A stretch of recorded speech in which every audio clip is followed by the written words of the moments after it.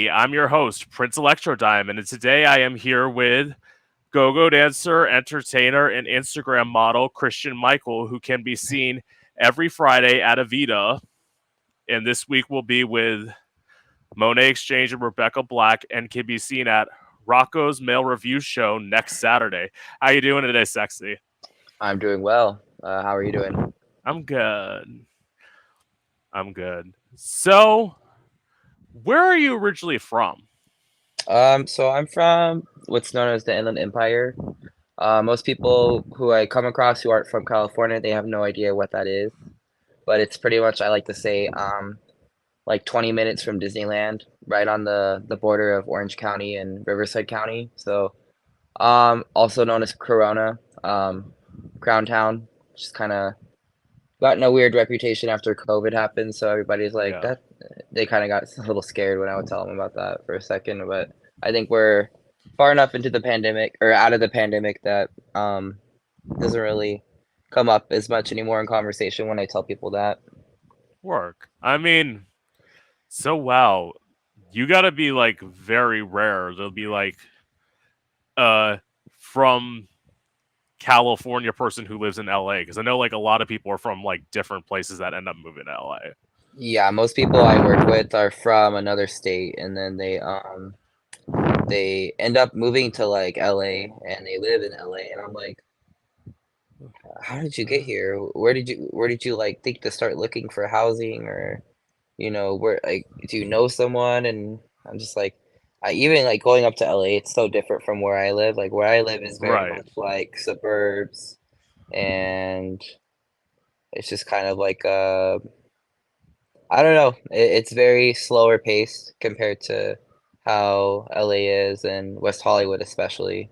Definitely. See, I know that from the city that I moved to. So I live in Florida. I'm Hmm. originally from like South Florida, is where I live at now, and I lived in Orlando for 4 years. And it's like everybody who moves to Orlando pretty much is from somewhere else, because like Makes sense. I've been to it's Orlando once in my life. I really liked it there, but it yeah, seemed a or little bit faster paced than when I would drive.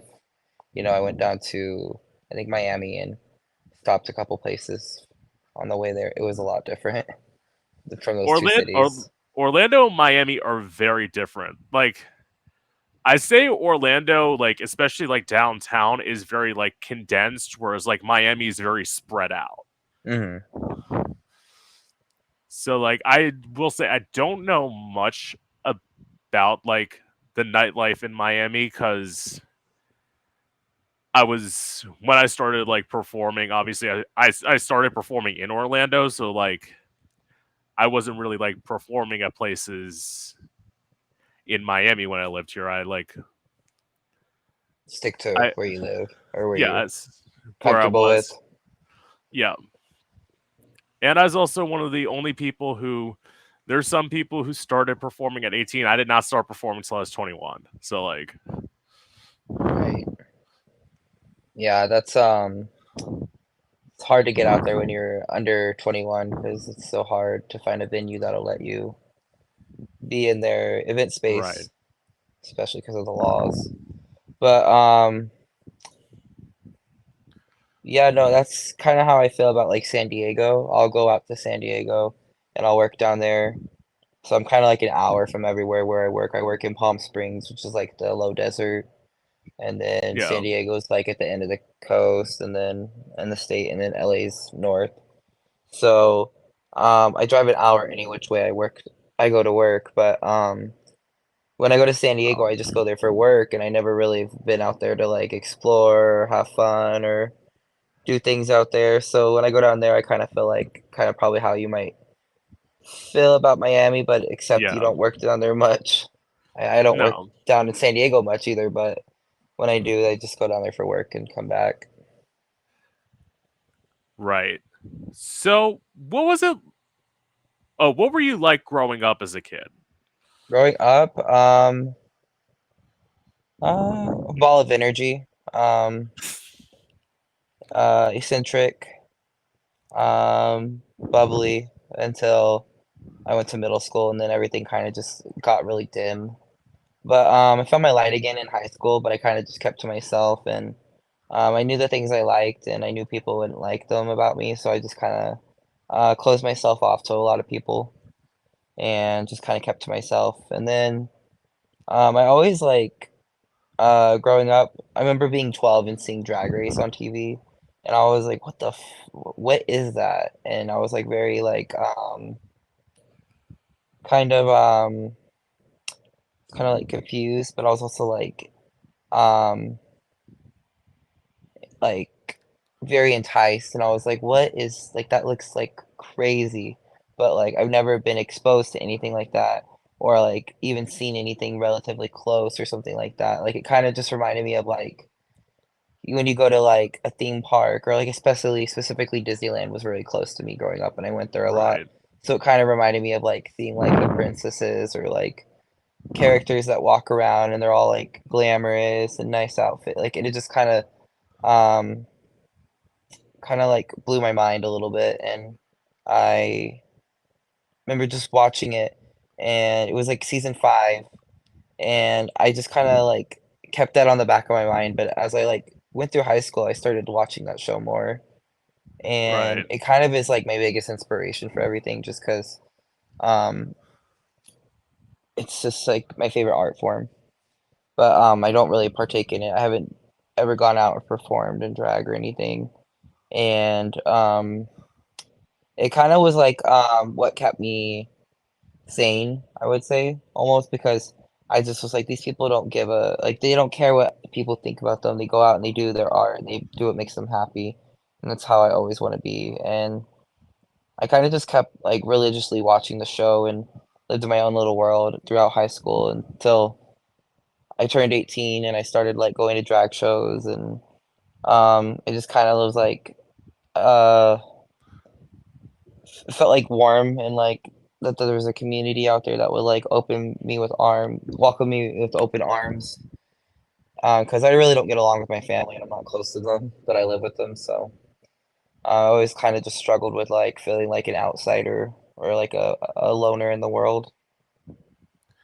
I will say I totally get that because, like, first of all, I live with family too. I live with my dad, but we're not like super close. So, like, it's pretty much like if I don't like keep in contact with friends, I don't have anybody to talk to. And it's like, Hmm. but I will say it was probably like what you said is so great about like exploring drag at 18 because, like, I will admit, I didn't start watching Drag Race until season 7, and that was like right around when I started performing, and that was That was the first season I think I watched, or well, like I watched start to finish. yeah. And like even when I started out, I was never like the proper drag queen, and like in some regards, some people say I'm still not the proper drag queen because like I'm not someone who lip syncs. I'm a musician. I sing live Hmm. every time I perform, and like that's for the people who like it, they like it a lot. But for a lot of places, there have been places I've been able to perform at once, and then like I asked them to perform again, and they're like, "Oh, we don't want you here because you sing live." Yeah. Can't please everyone, but I think that's sickening that you go out and you sing live because that's something that 90% of people won't do, and majority of people can't do. And I Yeah, mean, you could throw a rock and hit people who could lip sync. A lot of people, but I think I love the art of lip syncing, but I think that's uh extraordinary. Like that you go out, and you sing live because a lot of people are either too afraid or they just don't have the talent. ability to do that or Yeah, talent or they're just they want to fit in or and that's kind of yeah, like I like to stand out for all I tell myself you stand out for all the right reasons. People may right. not like who you are. People might think you're too feminine, you're too this, too that. Unless like in go-go dancing, a lot of people, especially in West Hollywood, they want there's like a lot of straight dancers that get hired and they come collect their money and they take money from gay people and there's gay people who buy in and they think about, oh, that's so hot. That guy's never been with a man and he's up here working and they ask them, are you straight? And the straight dancers just they kind of do what we call like the two steps. So they just kind of bounce back and forth. And some of them will put a little bit more effort, but they just kind of show up, stand on the box, kind of like you know how like when you're playing a video game and you're picking your character and they kind of just bounce, Yeah. kind of like that, pretty much on the box, shuffle back and side to side, and it's frustrating because it's like we're in a community and you guys are coming into our community and you're not causing um any like harm. Like I guess I wouldn't say harm is the word, but I would say like you're not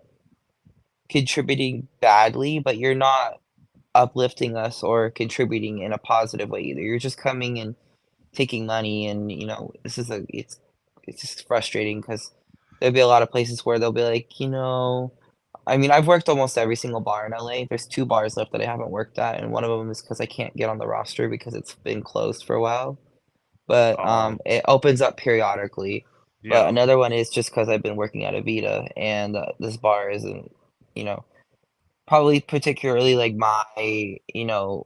um, it's a sports bar, and I'm like, I really don't care about sports, but they have Same. dancers on the weekend, and that's the only other bar. I kind of wanted to be able to say, yeah, I've worked everywhere, so like I could just kind of, give my synopsis to someone if they ever wanted to ask, or this place da da da is good for that and not good for that. But a lot of bars have street dancers, and the street dancers, are very masculine and stiff, and that's what some people like to see out of their dancers. And I'm like, well, dancers in the name, so let me, live up to that. That's what I like to do. I like to pop off, as I call it. See, 1,000%. Like, I like what you, Tokyo, Prince Joshua, I like what you all do 1,000 times more than that. And that's what Like, I like to show up and do, is what we do at Avita. What Tokyo, and what Prince Joshua does, that's what yeah. I'm all about. And like, and the people who like honestly just feel like they'd rather see the straight guys, for me, that all goes back to like that toxic masculinity. That's literally what Hmm. it is. It does. It's And self-hatred. exactly. And it's like, I would rather like, as I said, see what you guys do, see a burlesque dancer perform. I would much rather see that than some straight guy who's up there barely moving and Yeah. give them my money. It's just like, It's frustrating. It's very frustrating. It's kinda like, I mean, I've never done drag, but I've kind of,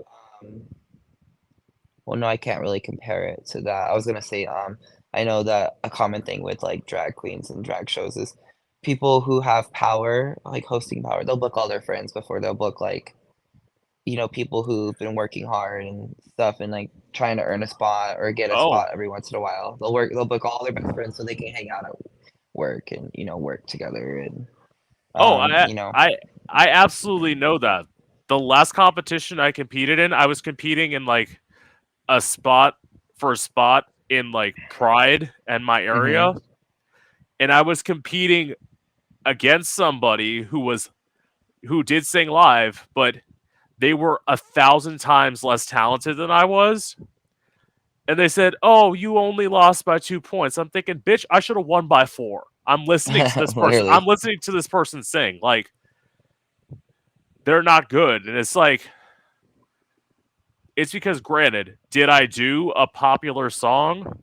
I have my moods where I want to do popular songs, but like, Mhm. if I want to do an obscure track one day, I'm You're gonna gonna do fucking it. do it. I'm gonna fucking do it. Yeah.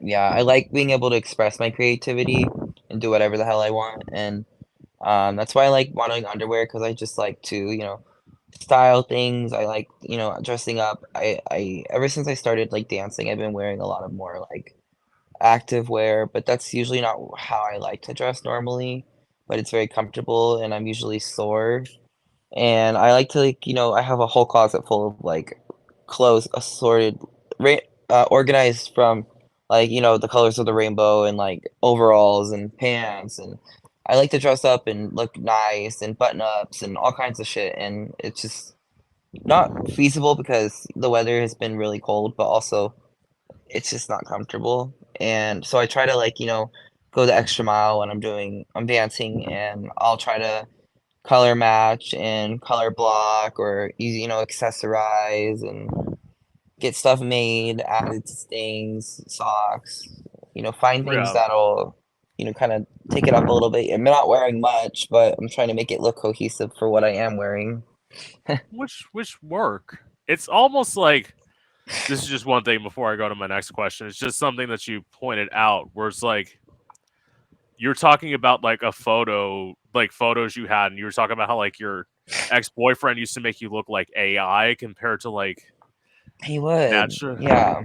He would And edit photos and get mad at me that I didn't like posting them, and I was like, "Well, I want to look authentic. Like, well, I'm living." that's that thing that you that call that photo of you in the green jockstrap. That wasn't edited at all, right? Or The was green it jockstrap? edited No, much? it wasn't edited much. Maybe just a couple of like, it's like a glossy filter, not too glossy, but just like a little bit of I don't think I really edited that one. I remember zooming in on the face and like, oh, I maybe should have touched that up a bit, but I didn't. You're But right. it's The most recent one. yeah, and that looked so good. Like that looked so good. I Thank you.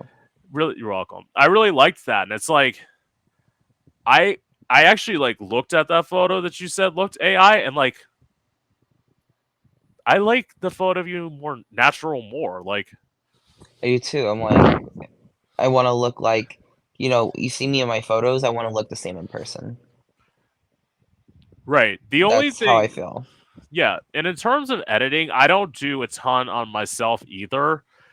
When I do post photos, it's like I put a dream filter on it, like towards the Hmm. end, but that's literally because like there are just like some like marks I have on like my leg that I don't like.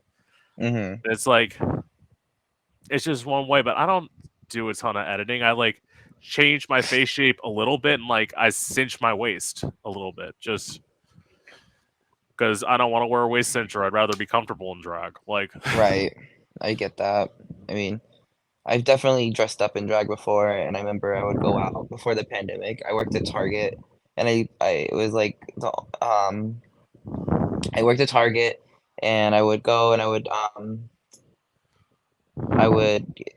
work like 20, 30 hours and then take my paycheck and like spend it on like little things and like make an outfit and go out to this like little club, this underground like club in LA, and then I did it like once a month, and then COVID happened.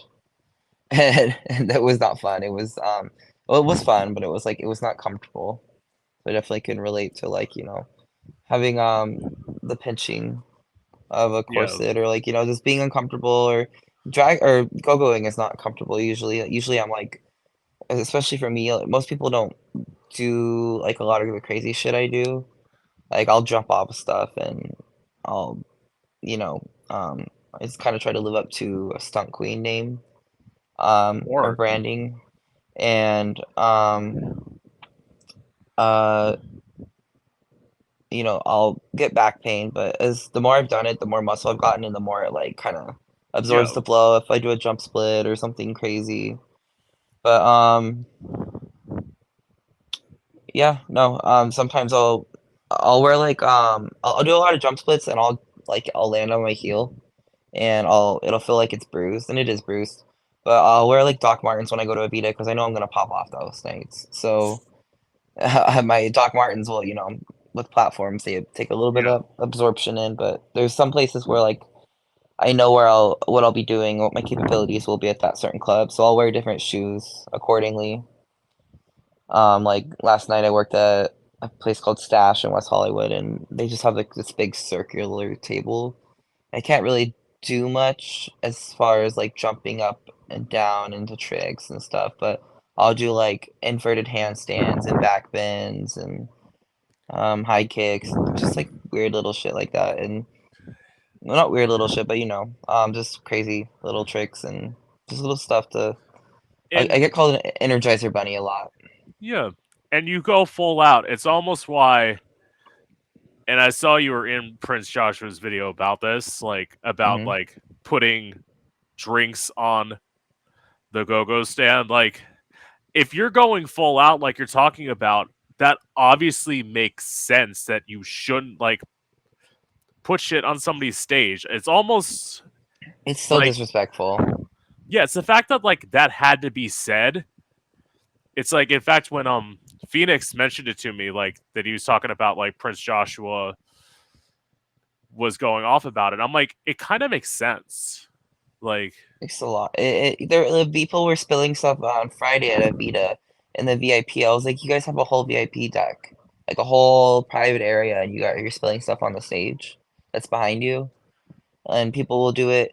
And sometimes if they walk away, I'll knock the cup on the floor under the box. Sometimes I'm worried about a tripping hazard, so I'll try to throw it under the box, or I'll just scoot it to the yeah, end and wait for a buster to come get it, a bar back.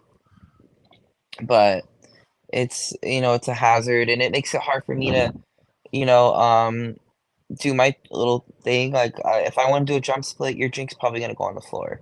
And sometimes if exactly. people piss me off enough, I'll do it.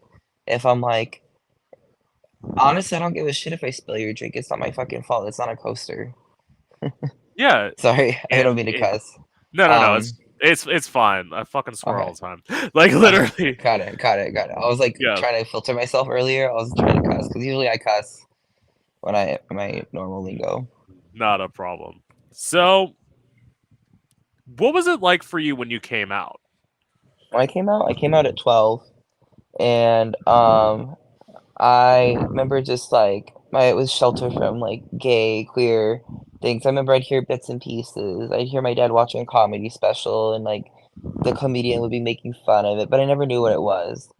Right. And I remember like when I finally like was like, that's what gay is. I was like, that's what I am. And I remember I went and I told my parents. And um, I remember thinking about it, and I remember, like, there was, like, a period of, like, maybe, like, a week, 2 weeks, and I was, like, 12 years old, and I'd go to bed, and I'd, like, be really sad, and I'd cry, and I'd be like, "I don't wanna be this way. I don't know why I'm this way."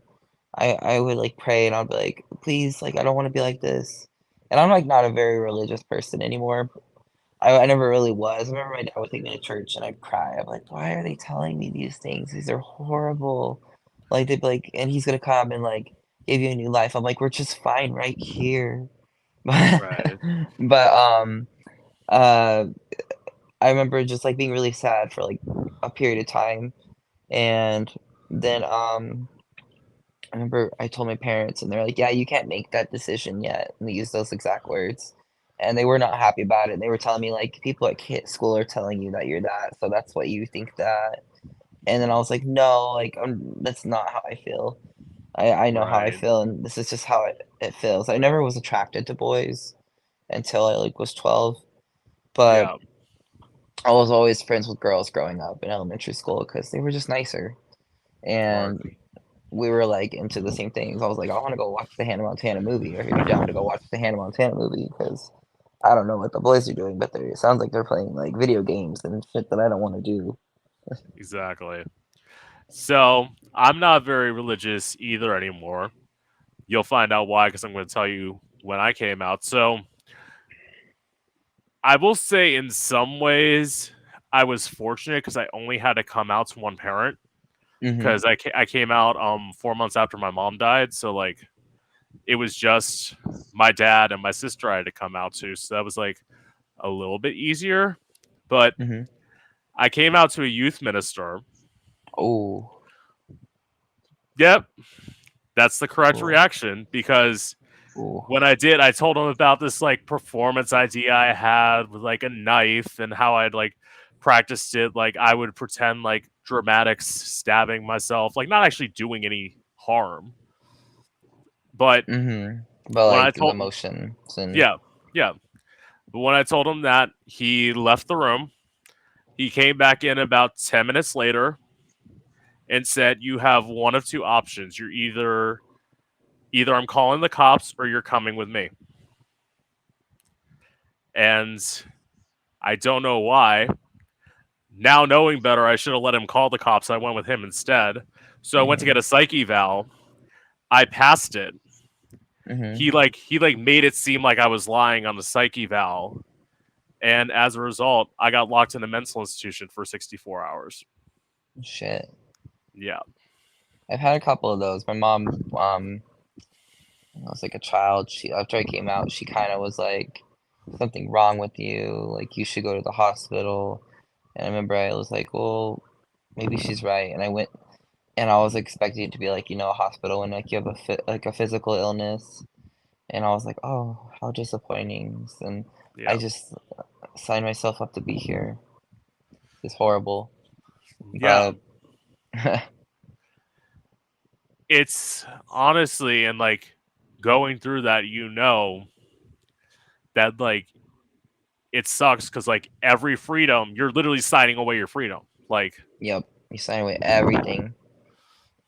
And it's dark times. I'll have nightmares where I'll wake up or I'll have nightmares where I'll get like that's my one of my nightmares that I have is I'm in a like a institution or something or like a hospital and I can't get out and they're like, "Yeah, you're not leaving. You're here for an extended period of time." And I'll just have like nightmares over that and like freak out and panic and uh, it's a reoccurring, but it hasn't happened lately, and I don't know when and what triggers it, but it'll happen every now and then. it's probably it's something in you. I get the like darker stuff. Like I used to have like dreams a lot. I don't have them anymore. I think it's because I'm out of my depression where I'd get murdered a lot. Like, Mhm. and I feel like that's like something that wasn't something that happened before I got locked up. It was something that started happening after. And it's like, After. Yeah, I could see that, 'cause I my mom would just get mad at me and, like, call the police and make something up and be like, "Yeah, he's scaring me," and then off I'd go.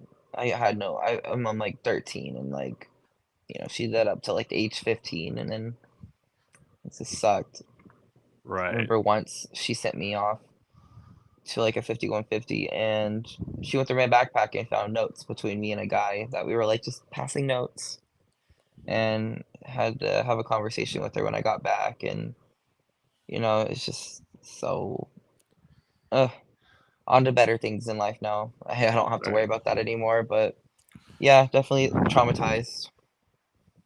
And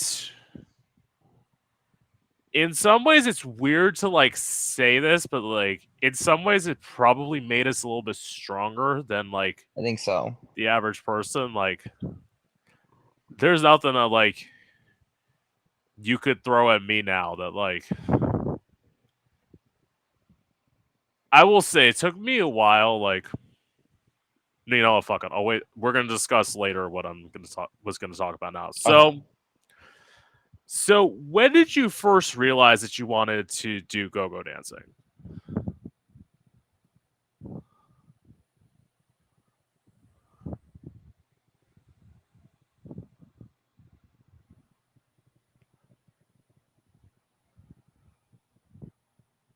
Can you hear me? Yeah, I can hear you now. Okay. I was like, I don't hear anything, but now I hear Uh, you. okay, you need me to repeat the question? Yes, please. I Okay, didn't hear it. yeah. So when did you first realize that you wanted to do go-go dancing? So I first go-go danced,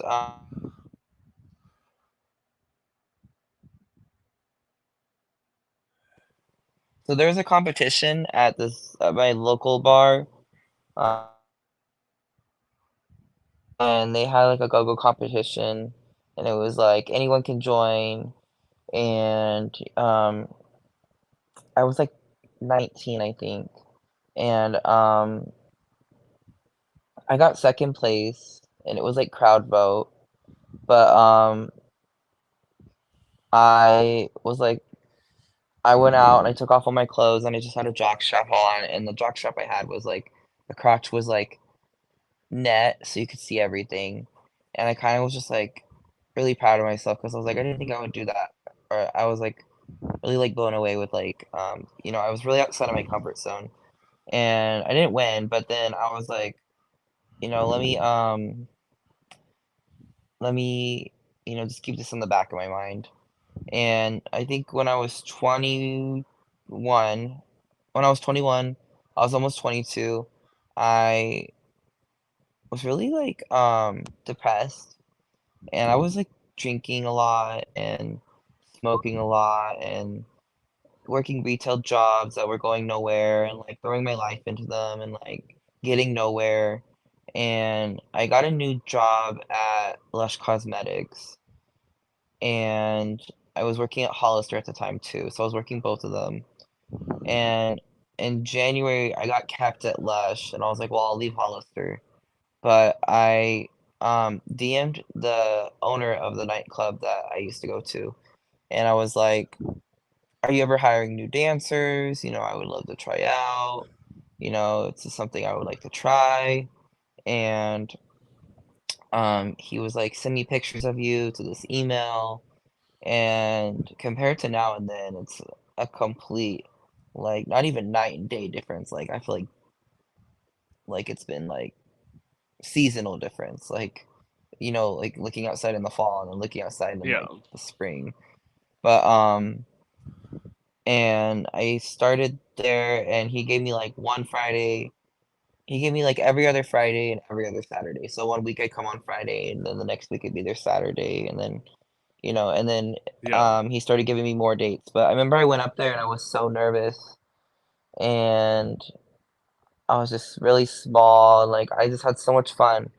And I remember my first time going up on the cage because he had cages. He had 66-foot tall cages, which was very specific and unique to his club. He wanted people high enough so he could get away with like having them in like jock straps or G strings, which is like very risky because he's supposed to have everything covered and jock strap doesn't do that. But I would always wear a thong when I worked there and um he just has them high up, and I remember I almost fell off the cage because I was just, like, dancing and not paying attention, but it was, like, within, like, 30 seconds of going up, and I just kept working there every weekend, and he started giving me every Friday and Saturday.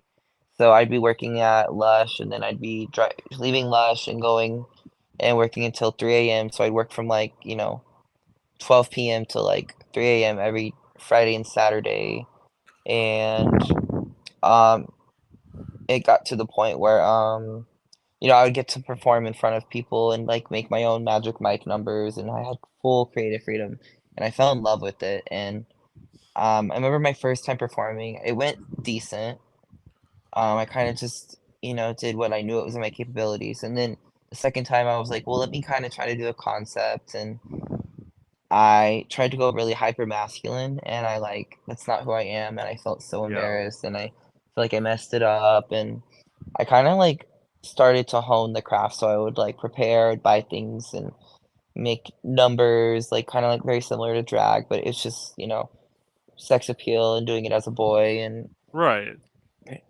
I got to work with, I would do perform in front of, like at the beginning, performing in front of Lady Bunny, um, I think Jackie B, and then it started getting into, like, bigger names as it got into summer.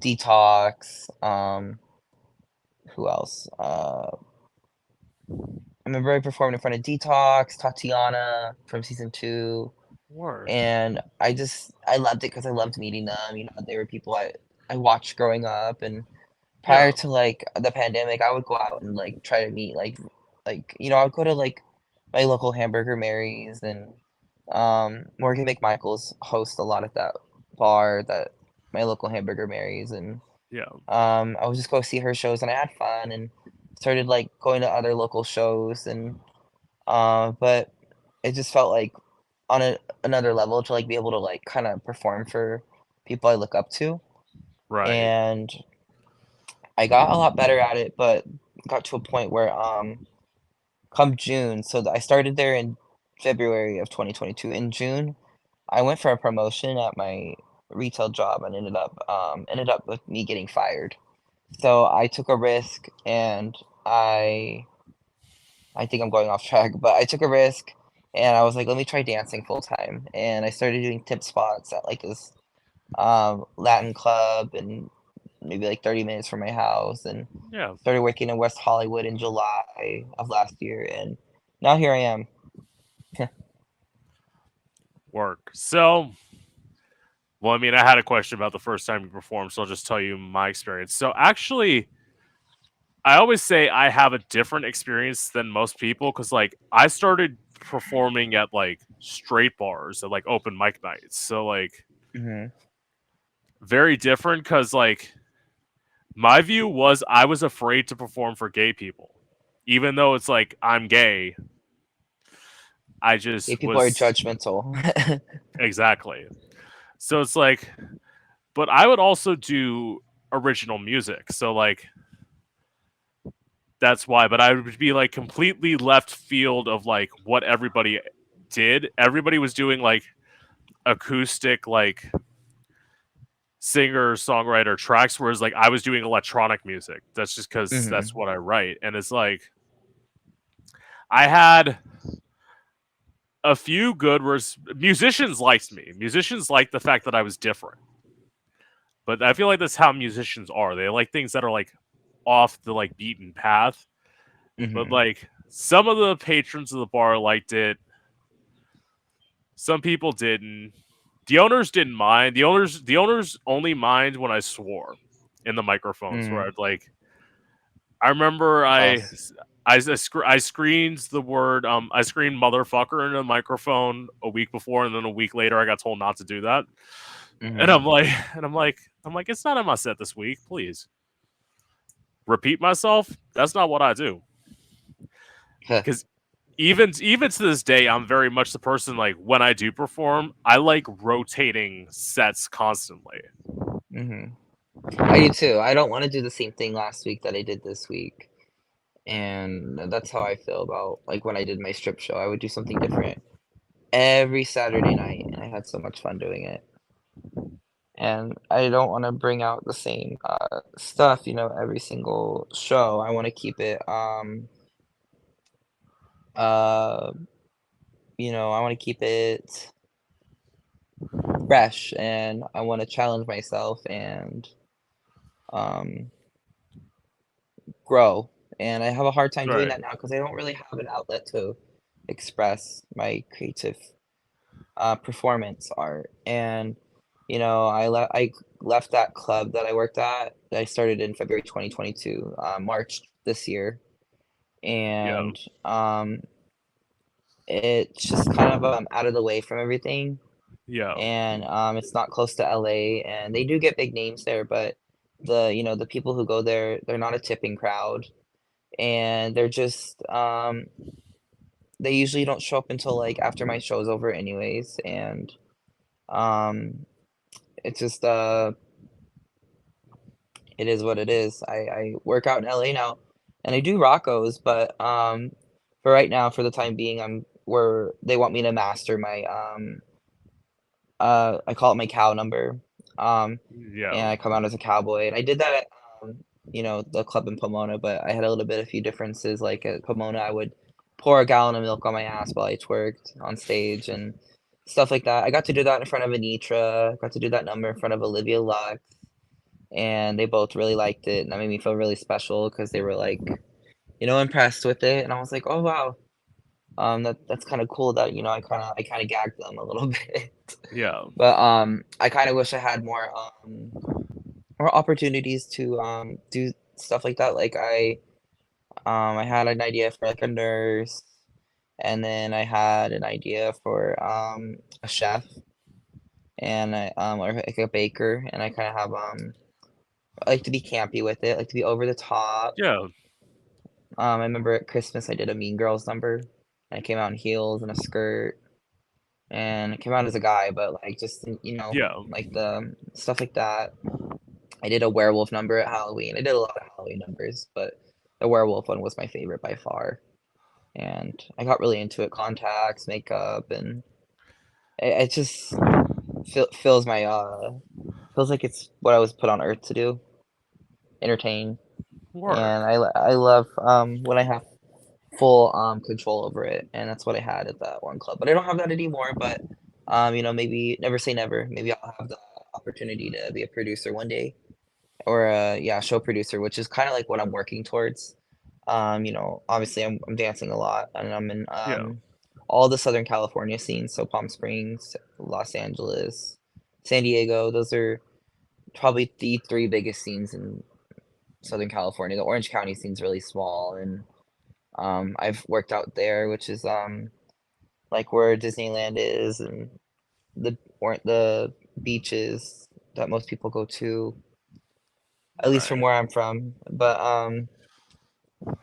yeah, no, performing is my favorite thing to do, and I've never was good at it, but I worked really, really hard, and with Yeah. trial and error, I gotten a lot better. Yeah. I mean, I would say it's one of my favorite things because actually, I haven't been like interviewing people for long. Like, I've only been doing it, Mhm. I'm going on 6 months now, but it's like, I love doing this. Like, I love getting to like know people. So that's like performing and like interviewing are probably like tied for me now. I can see that. But that if Yeah. you have two things, that's pretty cool. Cause I mean, I don't really have another thing that I love doing. I love dancing, and dancing's how I Yeah. incorporate and translate it. So I like telling a story with my body, or like, you know, lip syncing, or I guess it's kind of I kind of feel like they're one and the same, but interviewing and then performing are like two very different ballparks, I feel like. So I think that's really Yeah. cool, that you have two that you can, you know, pick from. Exactly. Photography is not my favorite. I like modeling and stuff, but I find myself I have to really rack my brain to come up with creativity. Well, not with rack my brain. I like, you know, piecing together outfits, you know, but I get frustrated because I'll get like I won't get as many likes or something. Like, I know that sounds kind of like conceited, but it's like I like to, you know, like I like that validation. I like that like people like what I'm doing. People are Yeah. enticed by what I'm doing. And it's usually it's like, you know, it's like, oh, there's this big fat ass again. Cool, let's like it. But I like to try to add more than just like, oh, that's my butt, or that's my chest. And you know, I'll notice like I'll get different engagement based on if make the main picture my butt, if I make it my face, my front of my body, and it just depends. But I like one of the things that like just came up to me on a whim. I remember I did a picture dressed as Scream, and it didn't perform very well as Ghostface. Like when the movie came out, and I did like a Ghostface stripper number that weekend. But the next, I was like, that kind of gives me an idea, and I've been wanting to do like a little rain slicker look. What if I did it as like Georgie from, you know, Pennywise and It? And I did that, and um, my best friend was like, "Why don't you like make the main picture like, you know, the poster?" And I was like, "That's actually really cool," and it came out really well. And I love horror, so I mean, that was kind of something that was like it performed very well on my Yeah. feed, and I was really like kind of like doing stuff like that. Like I like to be like, you know, I like to do looks. I like to, you know, dress up. But like, I mean, I'm wearing a thong. I'm wearing a rain slicker. But I felt very like pleased with like the like, artistic expression of it. Yeah. I guess. It's something that like interviewing go-go dancers, like different people, it's something where like, and you can correct me if I'm wrong about this, but it's like you almost want to be seen as more than just your body. Yeah, definitely. And I think you know, my dancing speaks to that. Yeah. But also like I think also like people I don't let many people close to me. I find it very difficult to be around a lot of people because one, I feel bad not giving them attention. because, I don't know. I mean, I want to be a therapist, so like I always, I always think about how do other people feel? Mm, how are they dealing with this? How are this, that, and I just start thinking about like, oh my God, what if they just want to say hi to me? They want to be my friend. Well, like start forgetting about what about you? What about how you're, doing, how you're feeling?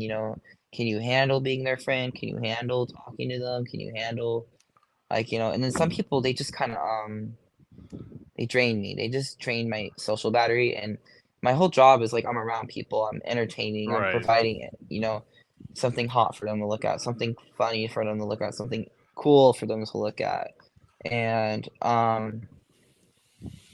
it just gets really stressful, like trying to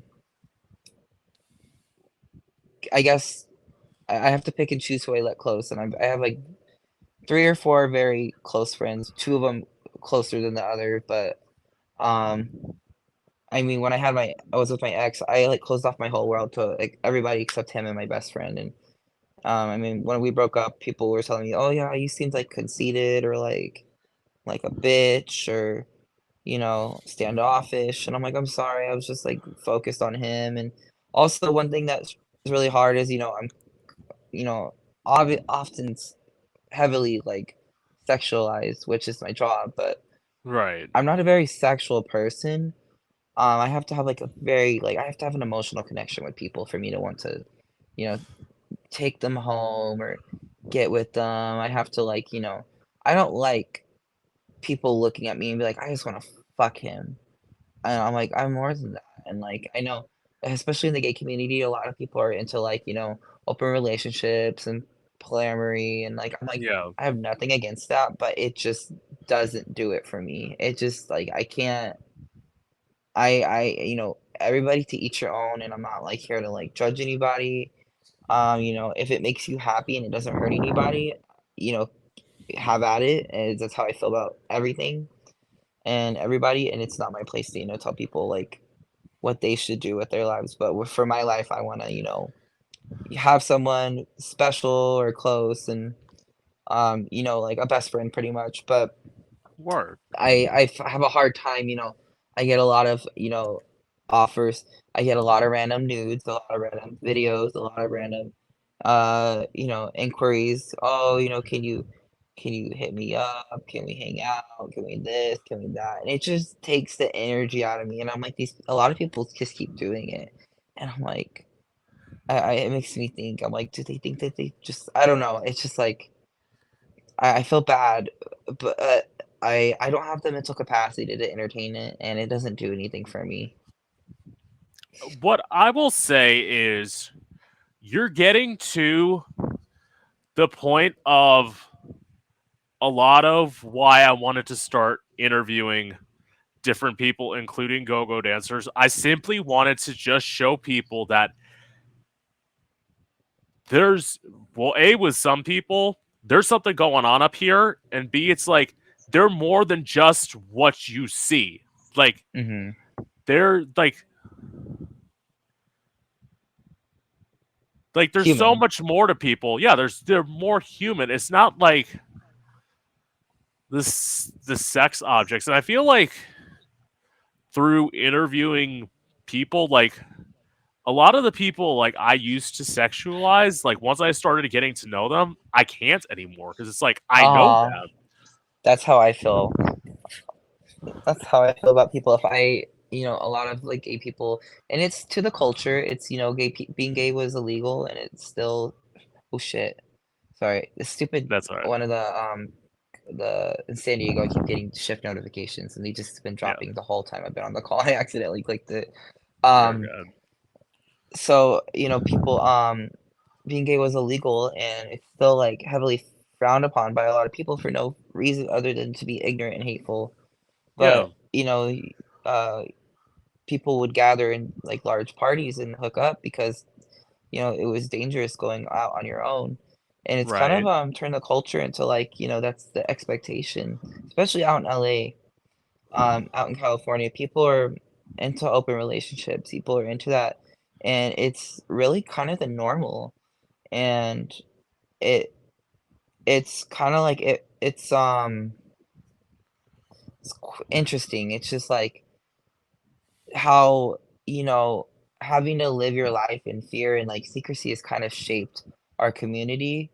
Or like, you can't, it was just so dangerous to go hook up with one person one on one, or, it's like that, people like, they'll go to circuit parties, or they'll go to, dark rooms at clubs, and it's just kind of like the normal to like, just go to like sex parties pretty much, or like, Yeah. have gangbangs or threesomes. And I'm like, I've never even had a threesome. So I don't know if it's like maybe I do like to say don't knock it till you try it, but it's like I know what turns me on, and I'm like just thinking about it like mm-mm. Like I have a hard time like, even just like like just getting turned on, to be quite honest. Like I don't like seeing people as a hookup. I like to see them as a person, and like, you know, I like to be intellectually stimulated before I'll be like, sexually stimulated. Oh, that's kind of sweet. Like, really is. But I get okay. This is what I'll say, and again, correct me if I'm wrong. So, like, even if that was an appeal to you, like being sexualized and being able to hook up with somebody at some point, as I said in my interview with Prince Joshua, it's like that allure has to wear off at some point because now it's like Mhm. you're so like used to it that like you almost become numb to it. Is that a fair assessment? Yeah, I would say yes. I do get numb to it sometimes. I notice I usually try not to smoke. I try not to drink because the kind of person where I'll drink, I smoke, I won't be able to stop. I started smoking again recently, and it's been like every other kind of day, every other day, like or during the weekends, every other day, like so I'll do Friday and Sunday, and it's been like the past 2 weekends. But I get into habits, and I notice that weed makes me hornier, and like there will be times where people will come up and touch me, and they'll be like, it'll be like, oh, that's kind of hot, but like I remind myself like that's not really something you want. It's like I'm more turned on by my coworkers, and that sounds kinda conceited, but it's like I work with them a lot. I know them. I know their personalities. I know what makes them laugh. I know what, like, they're into. I know what I like seeing what they're gonna wear to work every time I work with them, or, Right. seeing what's going on. What are they up to? Oh, did they just went to the movies. I like, just like I like knowing people, like, rather than, let's just, let's just fuck each other and then never talk again. Like, I don't like that. Well, also, okay.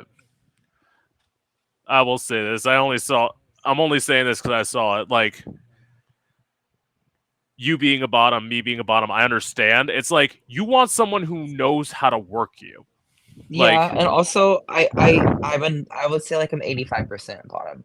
There will be okay, times where like I will feel dominant and I will feel like yeah, talking, but it's very rare, and it's, as I say, like I like to say me being like turned on sexually by someone is very like hard to happen. yeah, It's hard for it to like happen. Me being turned on and wanting to top someone is even like rare. Like that's yeah, even harder to come by for me.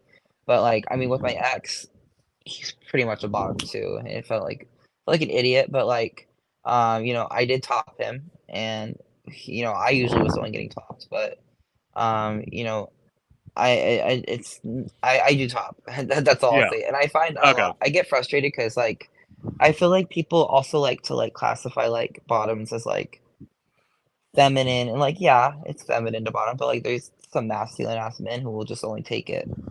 yeah. And it's just like stop with like the the femme phobia, and like stop with the bottom phobia. Eh, Just fucking let people like stop classifying people. Just Liter- because I can jump split and shit and I'm wearing like pink a lot, like fuck off. girl, I totally get that. It's like, it's like with them like bottom shaming people. It's like fine, you don't want something to fuck, great. Go make yourself a fifi and go like fuck that then. you fucking asshole. Like, Literally. you almost want to be like that because it's almost like you're the one who wants a hole to the top. You're the one who wants a hole to put your dick in. Like, Oh. it's so like shaming somebody. It's like, okay, so you want everybody in the bar who might want to get with you say, I don't want him. He's a fucking asshole. Yeah, and some people are into that. Some people like the fucking assholes, but not me. You know, I I have a really big ass, and you know, a lot of people are into that, but that's not. Same. You know, I mean, I'm not. That's not. That's not all I am is an ass. You know, I get so much fucking attention for it. But I even get people asking me, "Is your butt fake?"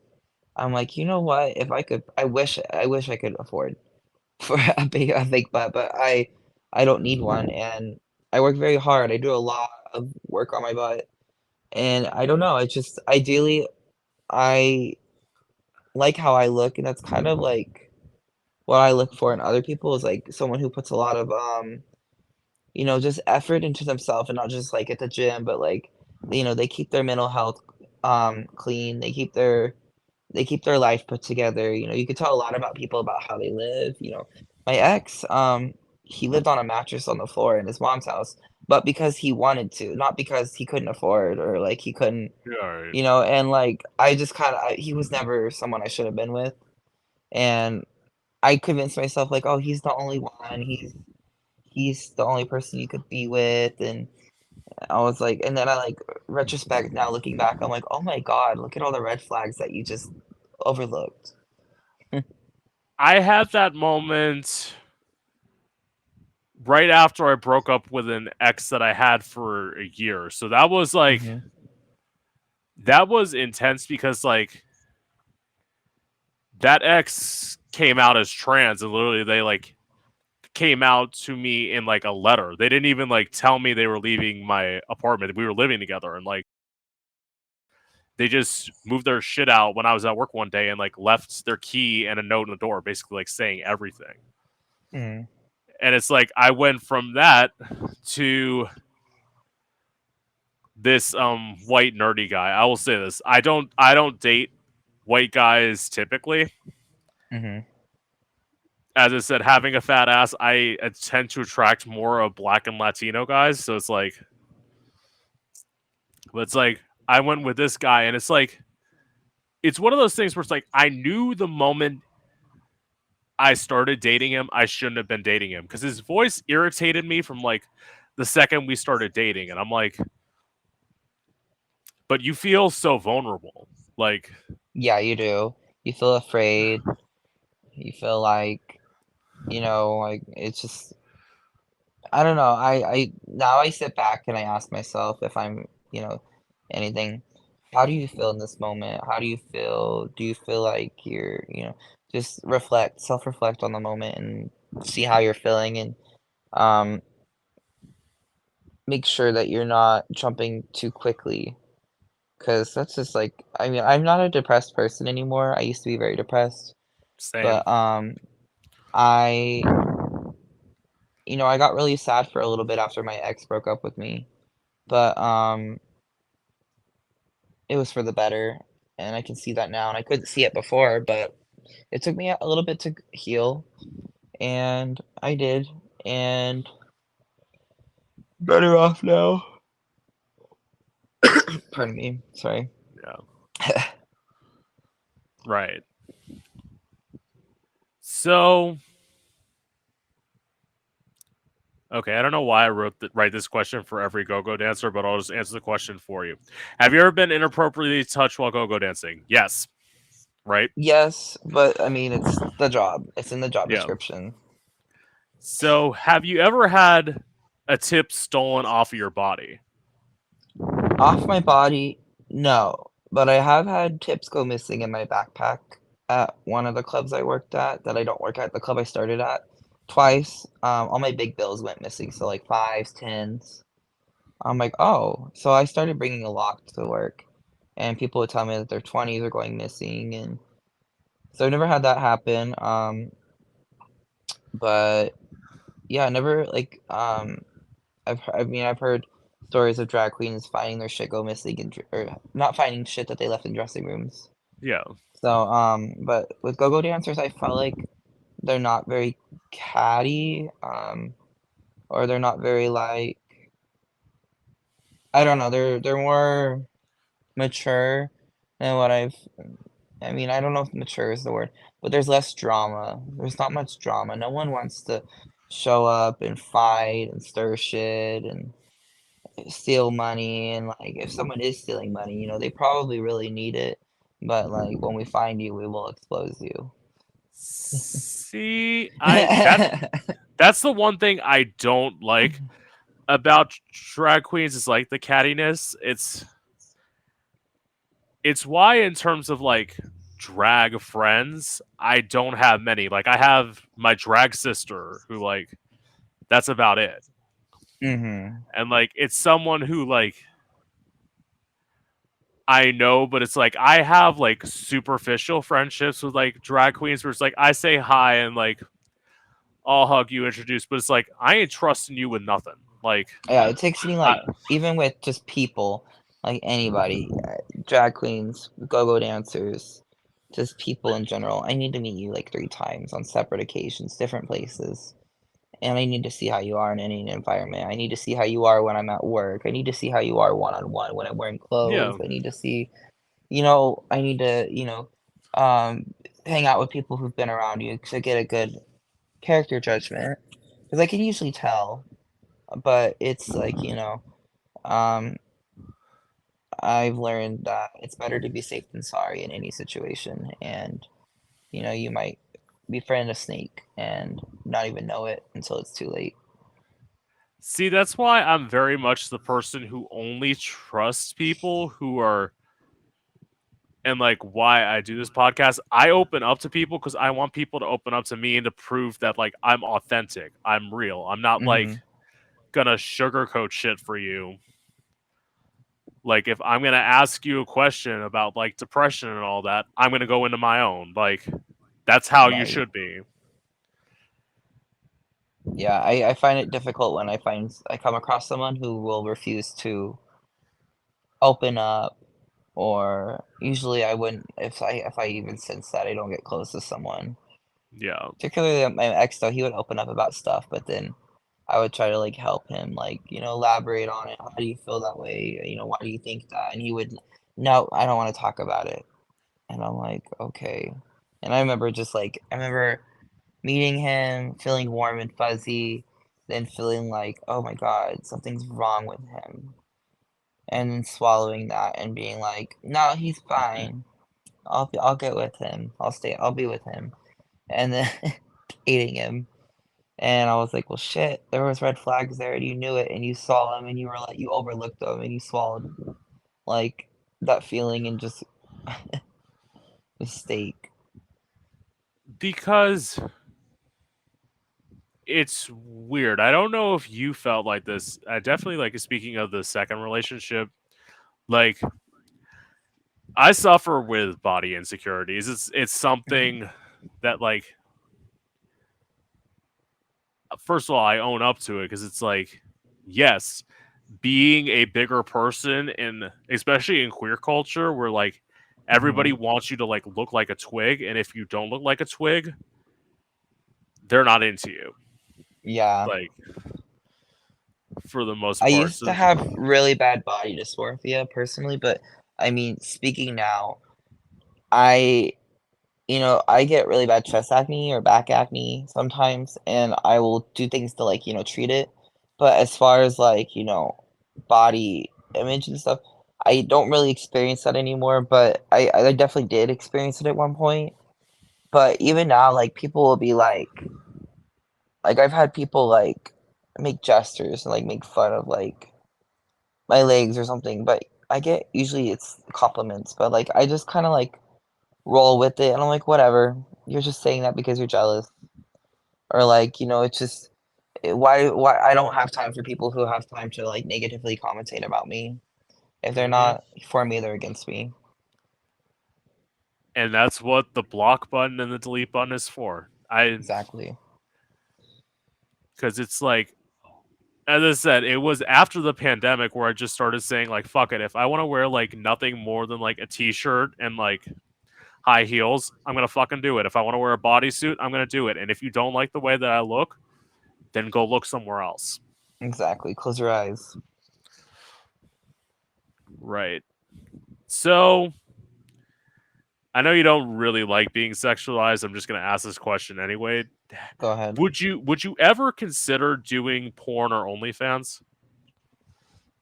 I've thought about it, but it's just not for me, I don't think.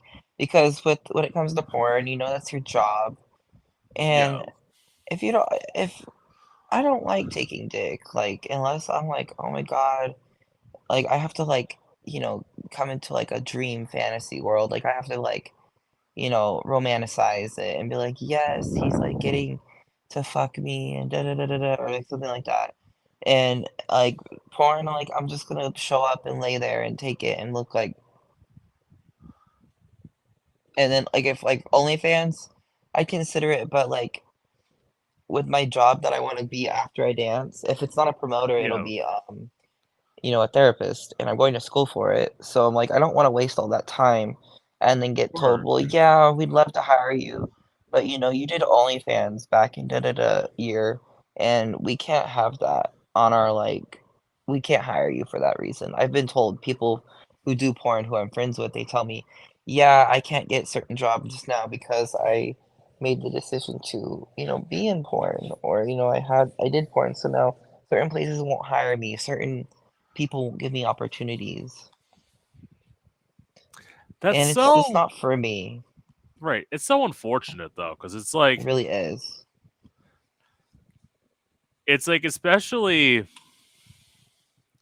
porn. It's like at least from what I've been told,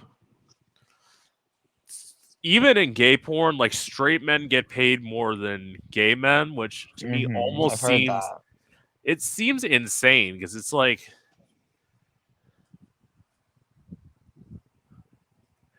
It's my just thing is not like right. what it's when I find out like that somebody's straight. First of all, this is just me in general. It's like in terms of queer baiters, it's like the minute I find out you're not actually queer, I unfollow you. Like Mhm. because it's like I would rather support people who are actually part of our community. Me too, that's why I get mad when there's, like, straight dancers. Yeah, I'm like, there's straight clubs with straight dance groups at gay bars, but they're all employing straight people that you could go work at, and you should go there, not at my fucking club.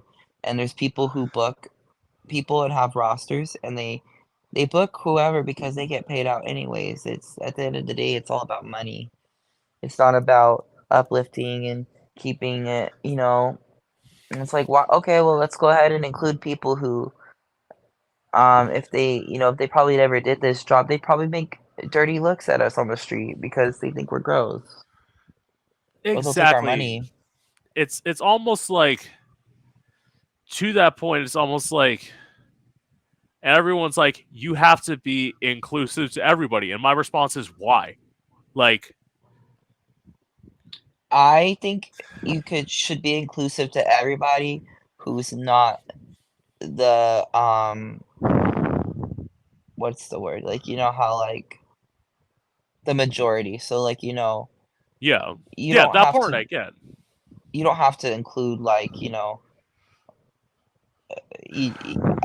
the majorities. Like you don't have to include straight white, cisgender people and everything. They don't have a place. They have everything. They have everything that they could want.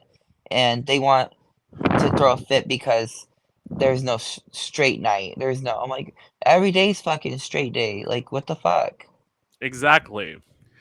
It's almost like the people who are like who say like the thing was like when Maddie Morphosis was on Drag Race and everyone was like becoming a fan of Maddie Morphosis. I'm like, why? Like Mhm. I get it. You should be able to like do drag as a straight person. I absolutely agree with that. I do not believe you should be allowed to compete on our show. I think there's a good difference from what I've observed of her. she at least does try to uh she knows her place, she knows her privilege, and she acknowledges it, but I do think that, like, she was cast because it would cause a stir and cause a discussion, Exactly. and that was it, and, that's not to invalidate any of her drag. I also do think that watching her, you can just tell she's straight, like, you can just tell she stands out because, she does the choices she makes, the things she does. I think she's a brilliant artist, but I just think that there is some things like, I was not surprised that the straight person fell into the bottom on the ball episode. I was like, "Makes sense." Yeah. Fashion's probably not a straight person's best Yeah. best strong suit, but, like, yeah, that's how I feel about, like, um I just don't like when, I know one thing that gets on people's nerves is bachelorettes at our bars. They're like, "Why the Yeah. fuck did the bachelorettes say, 'Let's go to the gay bar?'" Like, it's a joke, like, it's like Chuck E. Cheese for them, and I'm like, "No, it's to get the fuck out." Like, I don't mind, like, I had one woman, about a month ago, I was doing Jello shots. So when I work in Palm Springs, I'll either dance or do Jello shots. Lately, for whatever reason, it's Jello shots. I go around, walk around in a thong, sell Jello shots. I make usually better money doing that than I do dancing, but, I had a woman, and she's blonde, white, blue eyes, drunk, heavily, but I just love your fucking faggot ass face. Can I say that? And I was like, she's handing me 20s, and I'm like, mm-hmm. I just keep taking them. But in the And back she of gave me your like, mind, you're like, no I'm way. like, I asked her, where are you from? She goes, Huntington Beach, which is like Trump Town, Orange County, Yeah. California, United States. And I was like, sounds about right. I just said, oh, I figured you were like from somewhere like that to her. Which I will say to Trump country, let me tell you, I'm right. I'm literally an hour away from where Trump literally lives, like West Palm Beach. Like, Oh my God. I know, believe me, like, to say I am the minority in this area is an understatement. Like, Yeah, I never could live in a red state. I went and visited Texas recently, and I was very skeptical. I'd been there before, when I was like 13, but like I visited and I went to Austin, and it was very like nice. It was described to me as a bubble, and I was yeah, kind of pleased. I was kind of like, oh, it's cute here. But like I know like my grandma's from the East Coast, Indianapolis, Indiana, yeah. and I'll go there and I'm like, so is like there anything democratic here? Anything There, liberal? And am I allowed to be here? there's one exception I will make. It's actually the place I'm considering moving when I leave Florida, and it's Atlanta. Because Atlanta Atlanta. is very different, and it's like yes, it's in the South, but it's like Atlanta is a liberal hub, and it's like the where the cultures mend in the South. Hmm. So it's like that's the only reason I'd consider moving there. But it's like, as I say, I'm getting real with like, especially interviewing people. It's like I know I'm gonna probably end up in LA at some point, just because Everybody usually does. It's just so expensive. I it. look at people, and I'm very privileged. I live a very privileged lifestyle, but Yeah, I also work very hard to be able to have a luxurious lifestyle and pay for the things I want. I pay for everything myself except for, my rent. I right. pay for my food, my car, my gas, my, Yeah, everything. And I just look at people out in LA and I'm like, they have a dream and they're so inspiring and I'm like, wow. They're doing the damn thing and I'm like so lucky that I could just drive an hour and be out there. And yeah, I feel like a brat saying that, but like I feel I it's inspiring. Like the LA dream is kind of crazy. yeah. Uh Everybody moves out here eventually, I feel like, and some people move And back, some people don't. and I will say, up until like 5 months ago, I would not have said that. I was very much anti LA, as a lot of people on the East Coast are. It's like I, I like to it's think I'm a little bit anti-LA. you I can't am. say that. You work in LA. Like I work in LA, but I'm like I like the lower speed of like where I live. I like the lower yeah. speed of like the less hustle and bustle. It's not much difference, but it's enough. And I like working in San Diego. That's why I don't work extreme explicitly or exclusively in LA. I work everywhere because one, it gets me to know more people, it gets my face out there more, it gets me more universalized, Yeah. but it gets me more known. But Palm Springs is very slow compared to LA. San Diego is a little bit Yeah. more relaxed compared to LA, and the pace difference is nice. And each city has different things that are positives. Palm Springs is a lot older community, a lot older gays who are Yes. retired. San Diego's very, you know, kind of like a rich kid town, kind of like a party kid town, a college town. And LA is just, I like to say, like, everybody there is putting on a front. Everybody there is like, not everybody, that's not necessarily fair because, it's like Yeah. I don't know everybody, but everybody there is like exaggerated. Everybody there is like glamorized or like I feel like the people are glamorous, but like the city is not glamorous. When I go there, I'm like, Oh ugh, no. traffic. Fuck this. Yeah. It's in truth, and you say that maybe it's just being on the West Coast because I know the one thing that's like the struggle for me is time difference.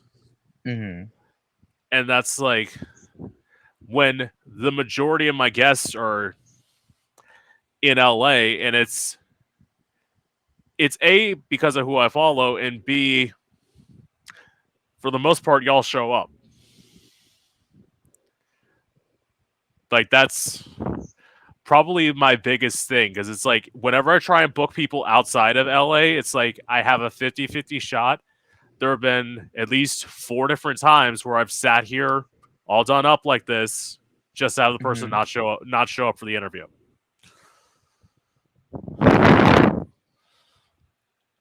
Yeah, it's I definitely I mean I can't relate to that, but I mean I definitely think that I could understand that and I can see people out in LA they kind of like try to uphold their image. Um Yeah. or they try to it's a constant never ending like uh talent show, I guess, or like like I don't know, extravaganza, something like where like people are just kind of showing up and trying to turn out their best at every single like possible moment. And Yeah. I don't know, I like LA though, but I don't like the traffic, I don't like the tourists, I don't like tourists of any kind. But just because I feel like they don't understand the culture, like, I'll get a lot of people who will, like, just come up and touch my butt, and then they'll just walk away, and I'm like, "Hello, you owe me money." See, it's very much why like I want to go to LA at some point this year. I'd love to. I've never been, but it's like Mhm, I think, especially from like interviewing people from LA, I know enough to where like I know what to do and what not to do, and some of the stuff like you just said, that's common sense. You shouldn't be just like touching anybody's ass. Like I don't get why it's that's the almost the alcohol. thing. It's the alcohol that gets in people, and they're like also, I think that people just don't like, straight people, they don't understand the culture. They think like, "Oh, they're just here for me to, like, touch. They're at the bar. Let me just touch them." And it's just ignorance. It's so, like ignorance is bliss in common. Yeah, it's sad though. So speaking of alcohol, what's your relationship to drugs and alcohol? Um, Drugs and alcohol. I mean, I don't really, I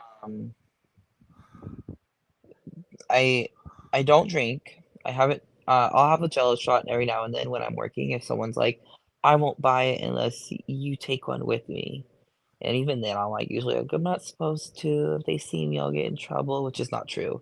I as a go-go dancer, my job is to get you to buy alcohol. My job is to like, you know, in between the lines, reading in between the lines. It's like my job is to promote alcohol. My job is to like that's how I get paid by drink sales. Drink sales pay my bills. That's what gets the bar's money to pay me for my time is their sales of drinks. Yeah. And uh I try not to smoke, I try not to drink because I live such like a fast-paced lifestyle that, even when I smoke, I'll sleep in like 3 extra hours when I usually am like I'm trying to get my minimum 7 or 8 a night so I'm not a cunt the next day. And it just takes it out of me. Like I haven't been going to the gym more than doing one every body part once. I used to do like typically I go to the gym and I'll do every body part twice a week except for my legs. And I usually work out my legs for 2.5 hours. My chest takes about an hour, hour and a half, and then everything else takes about 45 minutes. My shoulders, my back, my my arms. And the last week I only went and I did everything once, and then I did my arms twice. And I was gonna go last night. It's Memorial Day. I was gonna go tonight, but the gym's closed. I um I just like got home and I like knocked out. I was like I had every intention of going. I took an energy drink, and I still fell asleep. But when I drink and I smoke, it just makes me like my body's like trying to deal with that. Like when you're drunk or you're high, you don't get the same Yeah. quality of sleep as you do when you're sober. So I just try to stay away from it because it slows me down. It slows down my progress. It slows me down from where I'm trying to go. And that's not to say that like I need to cut it out completely, Yeah. but I do better when I don't have it. I don't mind like lately I'm having a lot of fun like sit down with my friend and we'll smoke and we'll just get to chatting, just chat, chat, chat, chat, chat, and I have a lot of fun doing that. See, I But will. Yeah. I hate Sorry. coughing. That's the only thing. Yeah. Go ahead. So I will say to your point of I'm going to talk about obviously my relationship with drugs and alcohol, but to your Mhm. point of like working out, it's honestly why I do everything. Well, first of all, I have a crazy early schedule Mhm. because I have to be to work early. So like I'm up at 4 a.m. like every day. So it's like I can go out and like exercise for like get out at like 4:30, like exercise for half an hour, come home and eat breakfast, do all of that, go to work. Because I have a 40-minute Mhm. commute and I have to be to work at like 7 a.m. Right. So it's like I've found that if and like people say, why do you get up and do things in the morning? It's like because I know if I wait till at night, I'm not going to do it. Like Mhm. I'm Typically, very I am like I'll do it after work if I didn't like smoke. Like I smoked last night, and I usually don't. yeah But I mean, I just was with my friend, and it was like a little Sunday fun day, and I was like, well, why not? It's I'm not like behind. I did everything once this week, and yeah I'm also like I need to be easier on my body. I'm like literally throwing myself around like a rag doll yeah. all the time. So why not? Okay, It so doesn't hurt. yeah. Go ahead, go ahead. So in terms of drugs and alcohol, I've never done anything illegal like in terms of drugs. Alcohol, I had one night where I almost got a DUI, and that like kind of like it stopped me from like ever heavily drinking when I performed again. Mhm, The only thing that I abuse, so like I have bone spurs in the heels of both of my feet. mhm. So it's like the only thing I've ever abused, and it was before I went to a doctor, was ibuprofen. Ibuprofen. And, like, and when I say abuse, I mean like seriously abused. Like I was taking 18 to 24 a day. Wow. Yeah, I did that for 4 months, and I'm like, as I say, I'm lucky I didn't do like permanent damage to my body.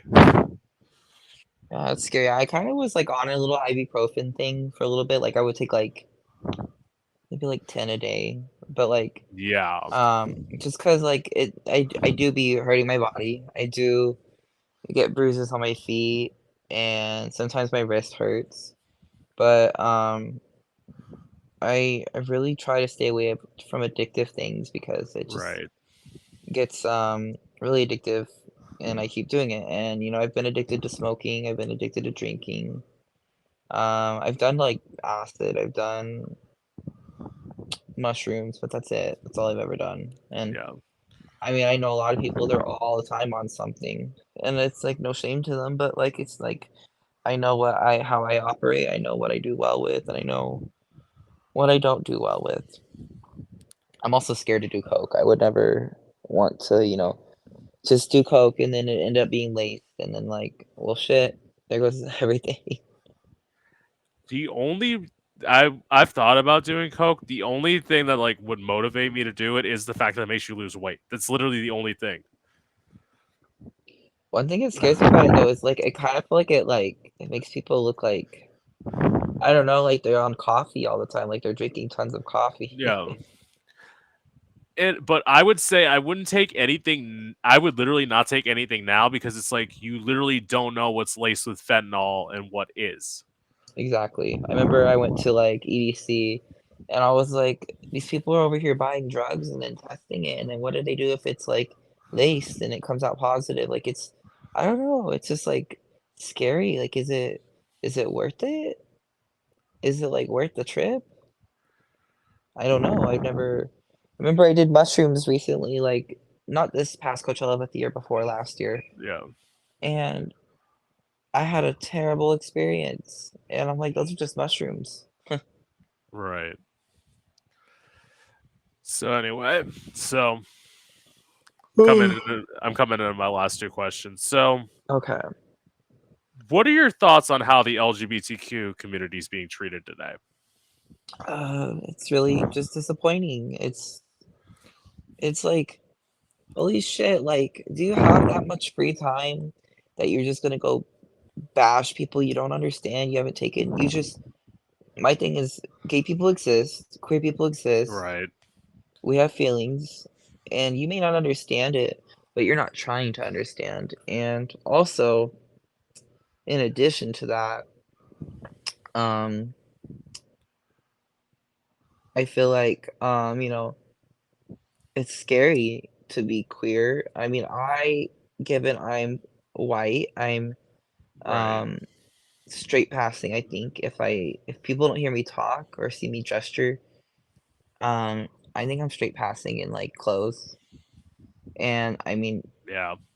I don't think I also think being, like, muscular, I always get told, you know, "You give mask," and I'm like, "But I'm not." And, I feel like that it kinda, like, spins my head, but gay people are living in dangerous times, and then I see, like, you know, I'm the only thing that makes me a minority of any kind is that I'm gay. But, you know, there's other people who are, like, in other minority groups that will I see tear down gay people, and then I Yeah. hear other, like, people be like, "Oh, well, like, why should I, like, stand by you if you're not gonna stand by me?" And I'm like, "Yeah, that makes sense," but it's like, don't tear other people down, just um, don't entertain it. Just, you know, turn your head the other way. And, you know, I had a friend who I was friends with since like kindergarten that I had to cut off recently. My best friend through high school and elementary school. And um she got a boyfriend when we were in 12th grade together. And he's like a big time Republican. He's just an idiot, just totally empty-headed. And I got into it once on my Instagram stories because of, like, a school shooting. I made a post about it, and he started, like, coming in my DMs telling me he felt some type of way about how I was saying things, but I remember on my 18th birthday, she went to a drag show with me, and, um, she started making posts on her story, like, a few months back about how kids shouldn't be at drag shows, and I'm like, "First of all, drag queens don't want kids at their shows. They don't have fucking money. Second of all, they didn't tell people, "Bring your fucking kids so we can groom them." Right. Third of all, bitch, take your energy and direct it at the parents if you feel that way. Fourth of all, stop fucking listening to your boyfriend, you fucking idiot bitch. And, like, she was like, "It's wrong," and I was like, no. She's like, they shouldn't be doing it. I'm like, what's sexual about it? She's like, they're in a bodysuit. I'm like, your tits are bigger than fucking my ass. So I'm like, honestly, if that's the case, you shouldn't be allowed to go in public either. And Right. like, I just like was like, okay, is that how you feel? She's like, you're a fucking idiot and you don't listen. And like, you're not going to change my mind. And I was like, okay, bye. Bye for like, what am I, 23? Bye. I have 18 years down the drain. Bye. I just Yeah. blocked her. And I'm just like, it's like, why do people have to do that? Why can't people just like if they don't understand it, try to understand it. And if they don't understand it, they don't want to understand it. Just ignore it. I can honestly say that republicanism comes from ignorance. And I'm Hmm. saying that as a former Republican. Like, the more you like learn about things, the more you shift. Republicanism is all selfish. It's all about me, and myself. And I Right. mean, I'm a humanitarian. I believe in the greater good of everyone. And right. And my thing is also like the reason why I was quote I would say I was never a good Republican is cuz I was a pro peace Republican. Hmm. No such thing. Like I'm like what's the point of war? I am someone who like I am very anti-war. I am too. Yeah, I'm very much like I'm very much anti-gun. I'm not a huge fan of like people who use the Second Amendment as like their argument for the reason of why they should have guns. But like, I feel like guns should not exist because without guns, there would be so many more people on Earth, which maybe, sure, we would have a lot less resources, but there's other avenues. And I've yeah, shot a gun before. I've been to my aunt's house like years ago, and she's in a red state. And, I shot a gun and I was like, I want to see how powerful this thing is. I want to, and I shot like targets, like disc in the air. And it was like, oh yeah, my God, like, this is just a destruction weapon. Like, this is all it is for is to hurt, destroy. yeah, There's other means of like, I know people wanna hunt and stuff, but like, it's like we don't live in fucking 1940, 1920, 1810, and we have to hunt for food to make yeah, a living now. There's farms, it's like and not saying that slaughtering like animals is for food is like I'm not vegan. yeah, I mean specifically mostly because like I I want to maintain muscle build and eating right. chicken is like the easiest way to like get protein intake, but it's just so fucking like I'll fight with people about guns all day. Like I'm like there's no reason for us to have them other than that someone years ago in outdated times was like, yeah, I like these, and I think everybody should be able to have the ability to have one and use it. And it's also they could have never seen when they were writing the Constitution the type of guns we would have now. Yeah. It's like you want to be able to bear the arms that they had in 1785. Go ahead. You can keep one of those guns in your house that literally like shoots off like gun balls. You want to, yeah, keep one of those guns in your house. You do not need an AR-15. Assault rifle in the Yeah. name. Anyway. Like unless you're like in a war, which I'm not even like for war, I'm against war, but like Yeah. I mean, there's no reason for it. If they were all eradicated, there wouldn't be a gun problem. And they say it's a people problem. I'm like, well, if there was no gun in the solution in the problem, would there still be like a mass shooting? Exactly. Totally. And my final question is, what's the biggest misconception about you? That I'm a bitch. It's that my face. I don't have a poker face, but I get a lot of people who've told me like even before I was with my ex, um, I'm very quiet and I case people because of how I don't want to be drained, my social battery drained. I don't want to like get overwhelmed. Sometimes I have a hard time standing up for myself. Sometimes I have a hard time telling people no. Sometimes I have a hard time being like, "Hey, I appreciate all your efforts and generosity, but I'm not into you, and, like, please stop wasting your time." Like, I don't wanna tell you no and, like, hurt your feelings because it doesn't feel good, but and I don't wanna be the person to do that, the bearer of bad Yeah. news, but, it's like people think that, like, I have RBF, and I do, but it's like, I'm a very funny person, I like to crack jokes, I like to, you know, be silly, I like to, like, make stupid jokes and just act, like, dumb and be goofy and, like, that's who I am, and a lot of people think, like, I'm just the people who don't know me well, they think it, but, once I open up like, I remember me and Prince Joshua, we were kinda cold to each other at first, and, now me and him are pretty cool. We work out together a lot and, like, we crack jokes and, dance together, and, like, it's just it takes me a while to warm up to people, and a lot of people think that maybe I'm just, a bitch. Which I can It, be a bitch, but it takes, like, maybe, like, 11 chances before I'm like, "Okay, bitch, let me lay into you." it's because okay. Is it you're probably introverted, right? I am introverted, very, Yeah. but it comes out when I'm on stage. Yeah. It's like I get that I'm the same way. It's like, first of all, as I said, interviewing Prince Joshua, I can totally get it. Cause like had I not interviewed Phoenix before I interviewed, or had I not interviewed Phoenix twice before I interviewed Prince Joshua, he would have been a lot to like Mhm, take in at first. But like when I had somebody like who like is a little bit extroverted and like can slowly but surely bring it out of me, mhm. it's like that's a thing. But it's like that's why I love doing drag because like I am someone who's like I love when people come up and talk to me. I don't like having to start conversations. That's how I am, I'm like, if you're not coming up and talking to me, I don't like to go out of my way to talk to people, um, I'm shy, I'm nervous.